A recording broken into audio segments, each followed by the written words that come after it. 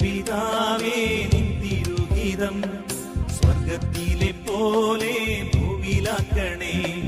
സ്വർഗീയ പിതാവേ നിൻ തിരുഹിതം സ്വർഗത്തിലെ പോലെ ഭൂവിലാക്കണേ. നിൻ ഹിതം ചെയ്തോ നാം നിൻ സുതനെ പോലെ ഇന്നു ഞാൻ വരുന്നേ നിൻ ഹിതം ചെയ്യുവാൻ. ഇന്നു ഞാൻ വരുന്നേ ഹിതം ചെയ്യുവാൻ.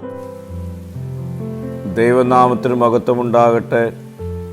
ഇന്നത്തെ പ്രഭാത ധ്യാനത്തിനായി 16-ാം സങ്കീർത്തനം 11-ാം വാക്യം. ജീവൻ്റെ വഴി നീ എനിക്ക് കാണിച്ചു തരും. നിന്റെ സന്നിധിയിൽ സന്തോഷപരിപൂർണതയും നിന്റെ വലതുഭാഗത്ത് എന്നും പ്രമോദങ്ങളും ഉണ്ട്. സന്തോഷത്തിൻ്റെ പരിപൂർണതയും പ്രമോദങ്ങളും നാം കഷ്ടപ്പെട്ട് നേടിയെടുക്കുന്ന അനുഭവങ്ങളല്ല, ദൈവത്തിൽ നിന്ന് സ്വീകരിക്കുന്ന ദാനങ്ങളാണ്. ഈ അനുഭവങ്ങൾ നമുക്കുണ്ടാകുന്നത് ദൈവസന്നിധിയിൽ നാം നമ്മെ തന്നെ താഴ്ത്തി കൊടുക്കുമ്പോഴാണ്. നീ എൻ്റെ കർത്താവ്, നീ ഒഴികെ എനിക്ക് ഒരു നന്മയുമില്ല എന്ന് സ്വയം സമർപ്പിക്കുമ്പോഴാണ്. നാം പലപ്പോഴും ദൈവത്തെ മറന്ന് പല നേട്ടങ്ങൾക്കും പുറകെ സഞ്ചരിക്കുന്നവരാണ്.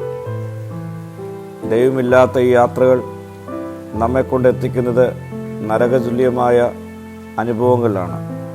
ദൈവസാന്നിധ്യം അതിൽ തന്നെ നമ്മുടെ പ്രതിഫലനമാണ്.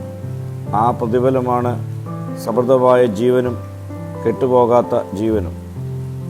മരണശക്തികളുടെ മേലുള്ള ഉയർത്തെഴുന്നേൽപ്പ് യുഗാന്ത്യത്തിൽ സംഭവിക്കുന്ന ഒന്നല്ല, ദൈവസാന്നിധ്യത്തിൻ്റെ ശക്തിയിൽ വർത്തമാനകാലത്ത് അനുഭവമാകുന്ന ഉയർത്തെഴുന്നേൽപ്പാണ്.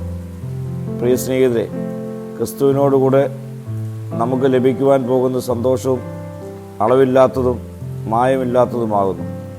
ആ സന്തോഷ അനുഭവത്തിലേക്ക് പ്രവേശിക്കുവാൻ തക്കവണ്ണം നമ്മുടെ ജീവിതങ്ങളെ ഈ നാളുകൾ നമുക്ക് ഒരുക്കി രൂപപ്പെടാം. പ്രാർത്ഥിക്കാം. കർത്താവേ, നീ കാണിച്ചു തരുന്ന വഴിയിലൂടെ സഞ്ചരിക്കുവാനുള്ള കൃപ എനിക്ക് നൽകണമേ. മഹത്വം നീ എടുക്കണം. യേശുവിൻ്റെ നാമത്തിൽ തന്നെ. ആമീൻ.